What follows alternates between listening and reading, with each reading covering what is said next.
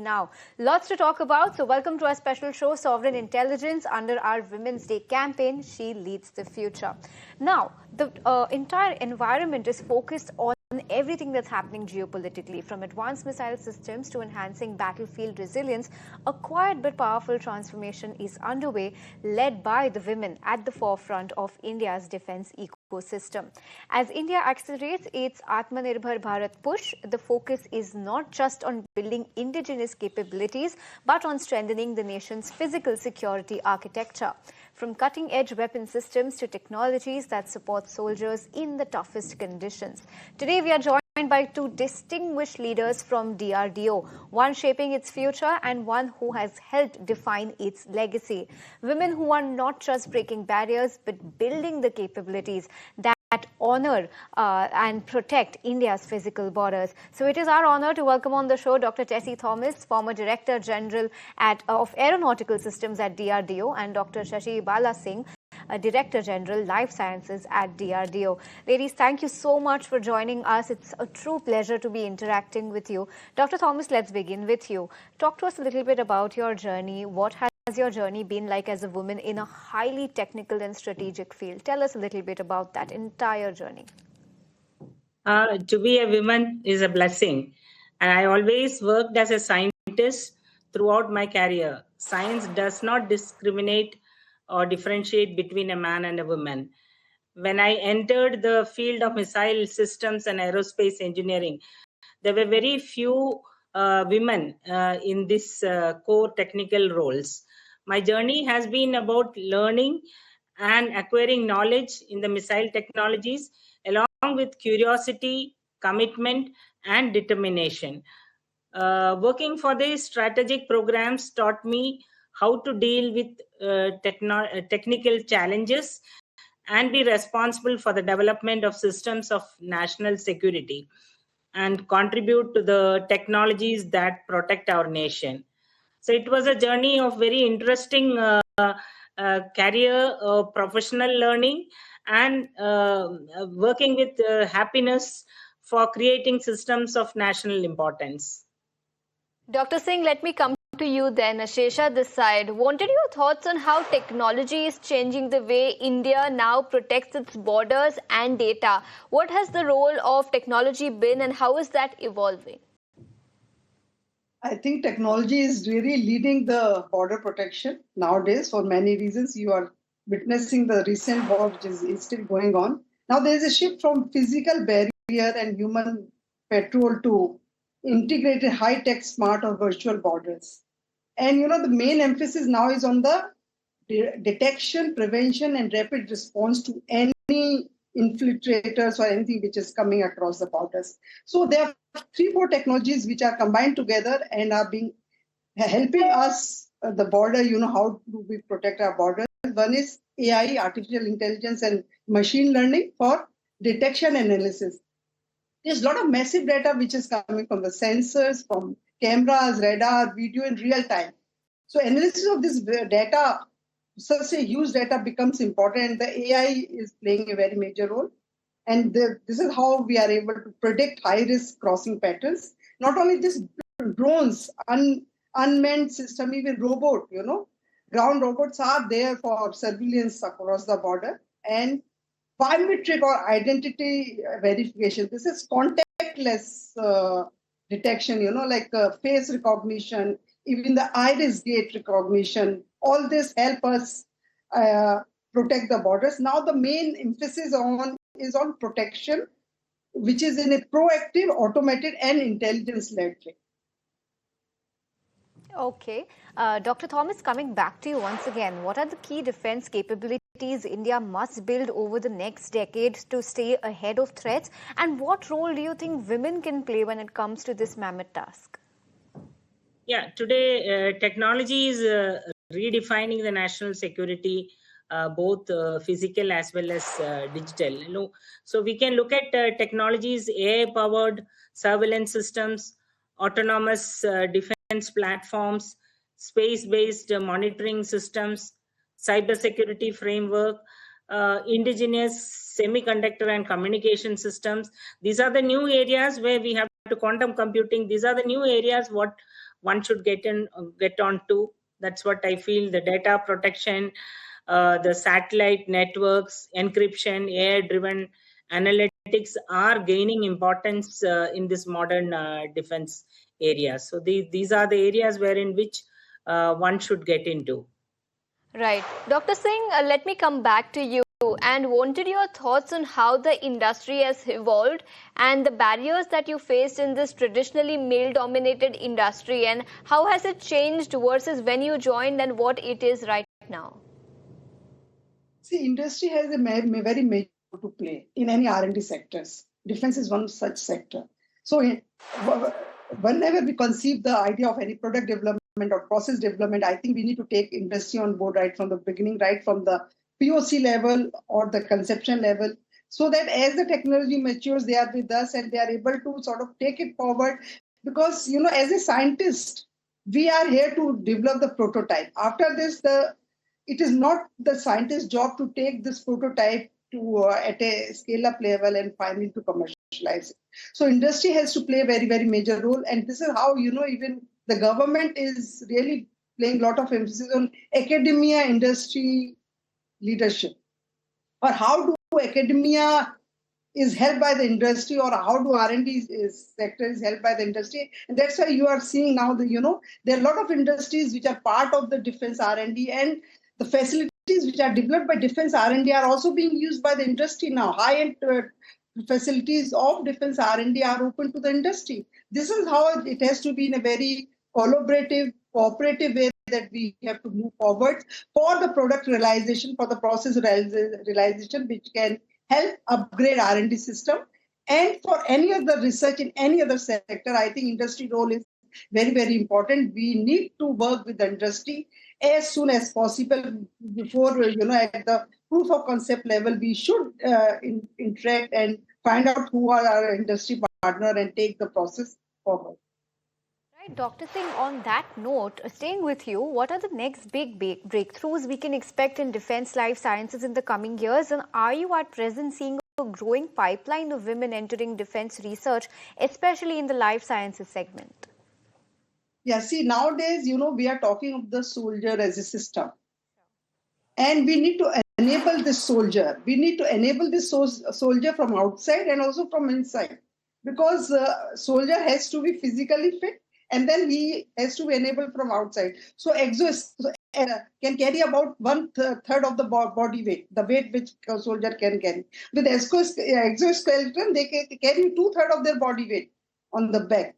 And even, they can go to some of the very difficult situations, very stressful environment where they can fight a war without being damaged in terms of their physical and mental efficiency. That will not deteriorate much when we are enabling the soldiers by giving them external protection in terms of exoskeleton, in terms of winter clothing, in terms of ergonomically designed equipments which help soldiers fight war under different stressful environmental conditions. Dr. Thomas, coming back to you, since you lead the Aeronautical department, I understand that you must have seen several missile programs over the last few years. What does it mean being at such a position, and how does your day-to-day life really look like? Those were the days when we were, actually starting with learning on the technologies first of its kind. So starting from design, develop, test, then proving the whole system, its functionality, all were a challenging requirement in front of us. We all started working when way back in 1985 onwards, where the country didn't have a manufacturing ecosystem. So we had to develop, prove a prototype development, testing of it, and then going through establishing in industry, where all the real game changer in our technological area. So it was demanding timelines, high pressure missions. Altogether, it was a challenging profile. At the same time, with dedicated efforts and the mind, a focused mind to learn and get into the technologies. It was really interesting because finally we get the satisfaction of proving systems which we have developed indigenously in the country. That makes the difference for us. Right, that's very interesting to hear, Dr. Thomas. And in fact, I was just going to focus on the need for indigenization and what it would do to India's defense and military prowess. But that's about what happened in the past. Let's look a little ahead and let's look a little into the future.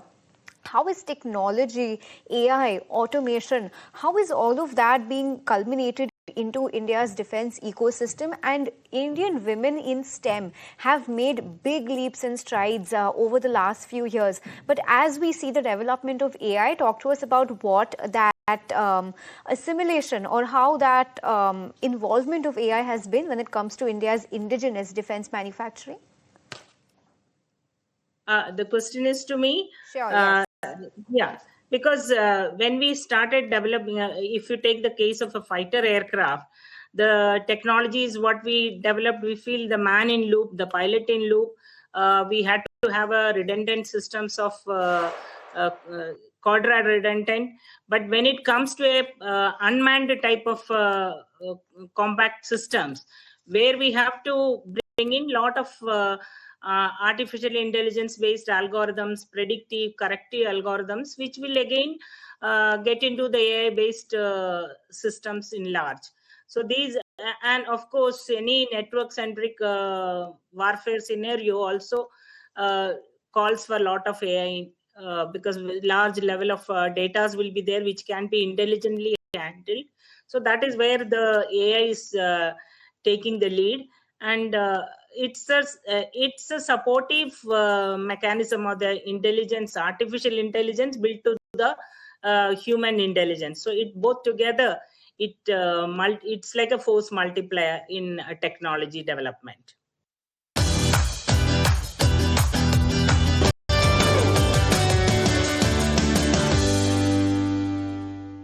Very important. The man behind the weapon is equally important. Because at the end, the weapon system development, the man is going to operate that system. So we need to even empower men behind the weapon, both physically and mentally. And this is the mandate of Life Sciences Cluster of Laboratories, to optimize physical and mental efficiencies of the soldier posted in different stressful environmental conditions like high altitude, hot desert, hot and humid desert, then LIC, underwater, aerospace. So this is where we work in, and there we have developed different kind of technologies for different environmental conditions to enable the soldier so that his physical and mental performance is not deteriorated, or we are able to keep it at a level that, deterioration, we are able to reduce the deterioration. To give you an example, at high altitude.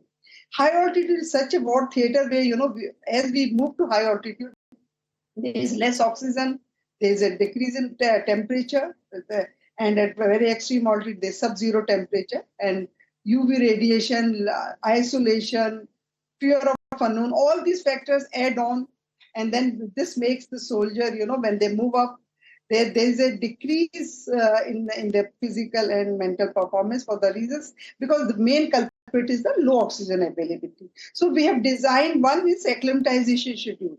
So the person who has to travel to high altitude, we have 3 stages of acclimatization for high altitude, moderate, and very high, severe, high, extreme high altitude. Similarly, we have also designed many other technologies like oxygen enriched tank. If the soldier has to go to high altitude in a very short duration, then after the soldier lands at the high altitude, they can put on oxygen-rich shelter so that their acute mountain sickness symptoms can be reduced. Similarly, we have been able to design a ration scale for them, because at high altitude and different dams are different in different stressful environmental conditions. For high altitude, energy requirements are more, for the reason BMR of the soldier increases, the terrain which is there is not very smooth, and also the clothing which they wear. So all this add on to the cost of work. This causes more calorie burnout. So we have been able to design the calorie requirement and the nutrition which they should take. And all these has been accepted by Army, and they follow the recommendations of DRDO. Similarly, we have been able to design the solar shelter, using sunlight. We have been able to ergonomically design a solar shelter which does not require any energy. Similarly, we have been able to also show a Bukhari. Bukhari has been designed in such a way that it is very efficient, fuel efficient, and also it does not catches fire. Because initially, if you remember, maybe few decades ago, the Bukharis, they used to be increase carbon dioxide in the environment, and that used to sometimes cause the choking. So all these, there are some technologies which I mentioned, which have been used, which has been developed and used by the army. Okay, that's very interesting, Dr. Singh. Dr. Thomas, coming back to you, in light of everything that's happening geopolitically, talk to us about how strong India's military arsenal is, how prepared are we if things were to deteriorate from here, and indigenous and all of our defense imports, how strong is our arsenal at present? I can only say that we are well prepared. Okay, so that sounds good. At least that is reassuring rather, given everything that's happening geopolitically. But while we're talking about women, today is all about celebrating the women we are and the wonderful women that we are lucky to have around us. Dr. Thomas, talk to us about some of the women who have inspired you in your journey, somebody you look up to. Yeah, it was my mother. I think she stood as an icon of confidence throughout our gave strength and inspiration throughout our journey, like throughout my career, I can say. And I mean, we were five girls and one boy within the family, and my mother supported all of us parents, we can say, supported all of us in the education and stood with us. And they were I don't know what level of inspiration it is that she used to understand what type of job I am got into, and then support at every level of inspiration. Saying that same question to you, women who inspired you in your life? I was inspired by many women in my life, because at every level I came in contact with my different teachers. Every teacher inspired me, but some of them which I remember very lately, Dr. Manju Sharma, she was Secretary DBT, and I happened to be in contact with her for about 10 years ago, and she's no more, of course. But, her enthusiasm and her proactive approach, and especially the way she used to support all the women, as women, we need to support others. She was so supportive, and her leadership quality really was so impressive that I thought I should be able to emulate what she is, and that really inspired me. And then I became a better human being, a better woman after being with her. And I used to just watch her, used to be so soft spoken, and used to help each and every one of us, anyone, in terms of her profession, in terms of if grants and everything. And this really made a lot of impact on my personality. Lovely to hear, Dr. Singh. So as we wind down this conversation, Dr. Singh, talk to us about your message to all the women who are watching this conversation, who've tuned into the channel, your message to the women who are watching us on Women's Day. Yeah. See, this year the theme for International Women's Day is Give to Gain. And I think we need to lift each other up with time in terms of support, kindness, action. And, I strongly feel we are all capable. Only thing is we should have confidence, and there should be no mental barrier. I want to tell women the two things. One is you should have your own core competence. Please develop your own core competence area which you like. And also, do not compete with people. Compete with yourself. You have to compete with yourself. And third is, do not also compete with other men. You have to sort of bring, when women comes to a workplace, she brings in a different perspective onto the table. And we need to respect that. And when there is more women in the workplace, I think productivity and everything increases. So women have to be part of the workforce, and only they can become the part of the workforce for the reason if they develop their own core competence and if they compete with themselves. Please compete with yourself. This is the message I want to give. Some encouraging words coming in for all those women who are looking to enter into this field. Dr. Singh and Dr. Thomas, thank you so much for taking your time out and joining us here on this special edition right here on ET Now. Thank you. Thank you. With that, it's a wrap on this edition of the show. Thanks so much for tuning in. Every business